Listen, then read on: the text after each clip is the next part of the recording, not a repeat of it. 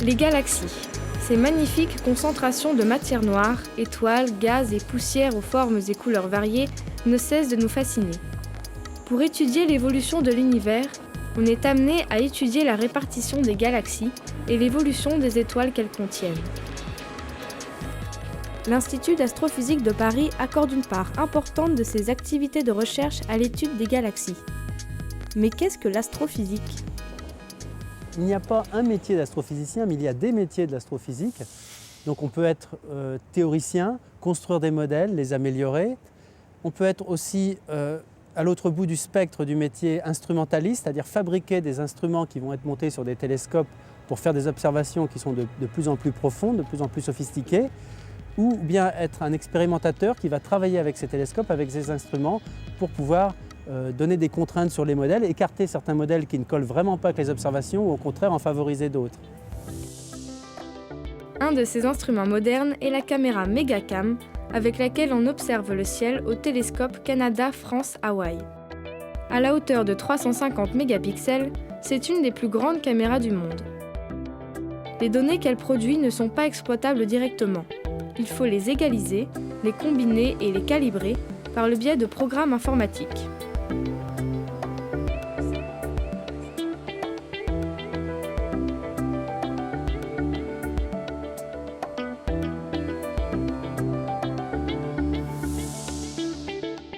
Ces images observées à Hawaï sont alors envoyées à TerraPix, le centre de traitement des images Megacam situé à l'Institut d'astrophysique de Paris.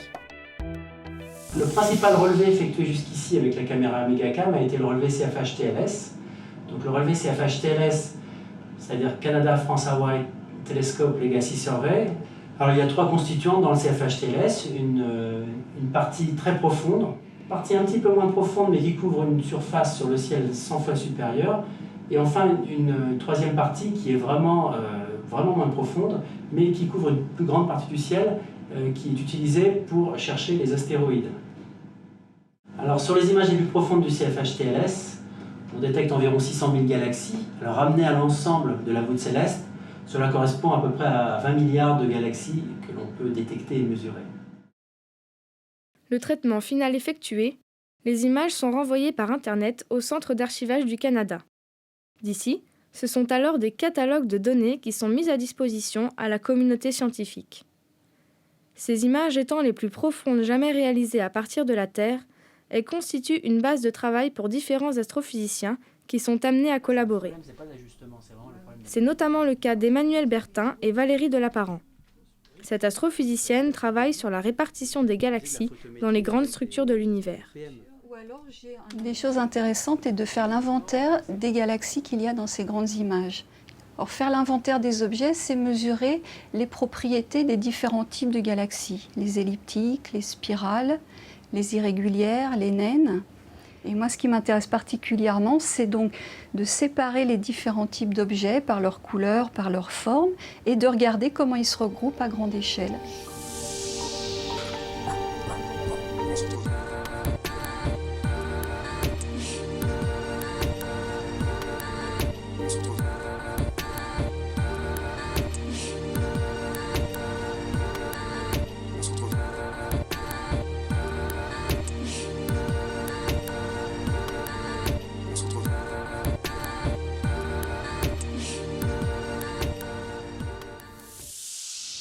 Alors là, vous pouvez voir une petite région d'une de ces images profondes du relevé Legacy du télescope Canada-France-Hawaï, une région aussi petite qu'un des petits cratères de la Lune.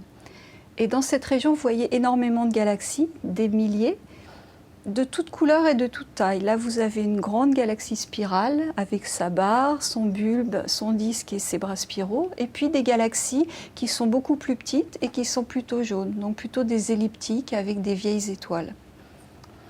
Alors on peut extraire dans ces images toutes les galaxies que l'on voit en les distinguant des étoiles. Alors les étoiles ont un étalement qui est lié à l'atmosphère que l'on peut mesurer.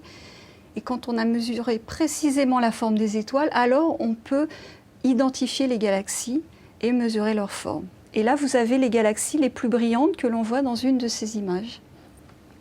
Alors la difficulté, c'est lorsqu'on va aux galaxies qui sont plus lointaines et donc plus petites. L'image a moins d'éléments de résolution et donc il devient difficile de dire leurs propriétés.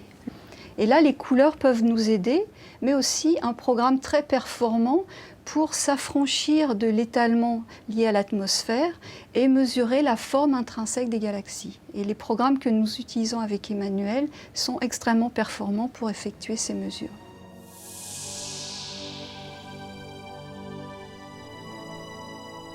Un relevé comme le CFHTLS a ouvert la voie vers de futures expériences.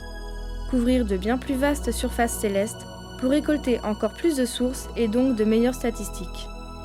Mais aussi réobserver très fréquemment une large partie du ciel pour y ajouter la dimension temporelle et suivre ainsi une grande quantité de phénomènes variables comme les explosions de supernovae. C'est dans cette optique que plusieurs projets se mettent actuellement en place en Europe et aux États-Unis pour les 10 ans à venir.